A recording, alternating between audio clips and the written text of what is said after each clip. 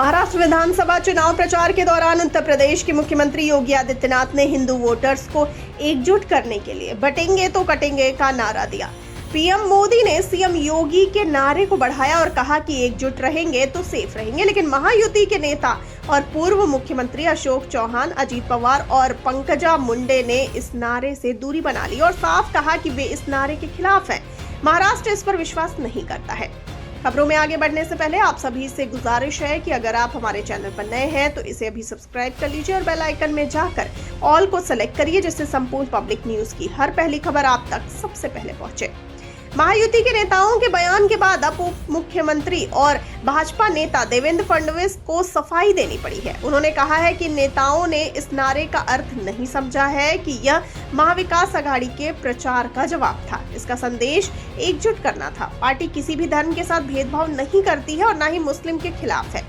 आपको बता दें कि उत्तर प्रदेश के सीएम योगी ने बटेंगे तो कटेंगे का नारा दिया था, तो सबसे पहले महाराष्ट्र के उप मुख्यमंत्री और एनसीपी प्रमुख अजीत पवार ने इस नारे की खिलाफत की और साफ कहा कि वह बटेंगे तो कटेंगे का विरोध कर रहे हैं, क्योंकि महाराष्ट्र फूले, शाहू और अंबेडकर की धरती है। महाराष्ट्र पहले भी इस तरह की बातों को स्वीकार नहीं की थी और अब इसे स्वीकार नहीं करेगा। उसके बाद बीजेपी नेता पंकज मुंडे का बयान आया। उन्होंने कहा कि महाराष्ट्र में बटेंगे तो कटेंगे वाले नारे की कोई जरूरत नहीं है। सच कहूं तो उनकी राजनीति अलग है। वह केवल इसलिए समर्थन नहीं कर सकते क्योंकि वह उस पार्टी से हैं जिसने ये नारा दिया है। उनका मानना है कि उन्हें सिर्फ विकास पर काम करना चाहिए। भाजपा सांसद और महाराष्ट्र के पूर्व मुख्यमंत्री अशोक चौहान ने भी बटेंगे तो कटेंगे के बयान पर खुलकर पार्टी का विरोध किया। उन्होंने कहा कि यह नारा अच्छा नहीं है और ये अप्रासंगिक है तथा लोग इसे पसंद नहीं करेंगे। अशोक चौहान ने ये भी कहा कि वह वोट जिहाद, धर्मयुद्ध की बयानबाजी को ज्यादा महत्व नहीं देते, क्योंकि भाजपा और सत्तारूढ़ महायुति की नीति देश और महाराष्ट्र का विकास है। अशोक चौहान ने कहा कि इस नारे की कोई प्रासंगिकता नहीं है। नारे चुनाव के समय दिए जाते हैं। यह विशेष नारा अच्छा नहीं है और मुझे नहीं लगता है कि लोग इसे पसंद करेंगे। भाजपा नेता ने कहा कि हर राजनीतिक पदाधिकारी को बहुत सोच विचार के बाद निर्णय लेना होता है। हमें यह भी देखना होगा कि किसी की भावनाएं आहत न हो।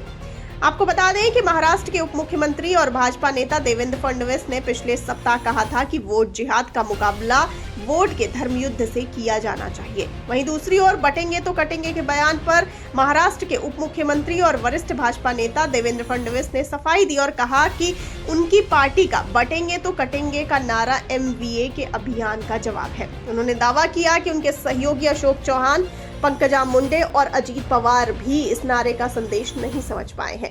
इस नारे का मूल उद्देश्य सभी के बीच एकता को बढ़ावा देना है और सभी को एकजुट करना है। ऐसा नहीं कि उनकी पार्टी मुसलमानों के खिलाफ है। उनकी सरकार ने सभी को साथ लेकर चलने की कोशिश की है। उन्होंने सवाल किया कि क्या लड़की बहन योजना मुस्लिम महिलाओं के लिए नहीं है? क्या वह उन पर लागू नहीं होती है? वास्तव में यह महाविकास आघाड़ी की तुष्टीकरण की नीति का जवाब है।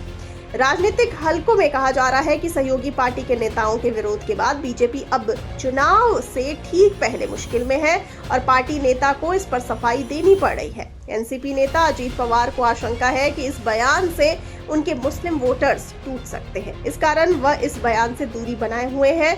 तो अन्य नेताओं का कहना है कि इस बयान का दलितों, आदिवासी और मराठी समुदाय के बीच गलत संदेश जा रहा है। इससे इसकी चुनाव में विपरीत प्रतिक्रिया हो सकती है।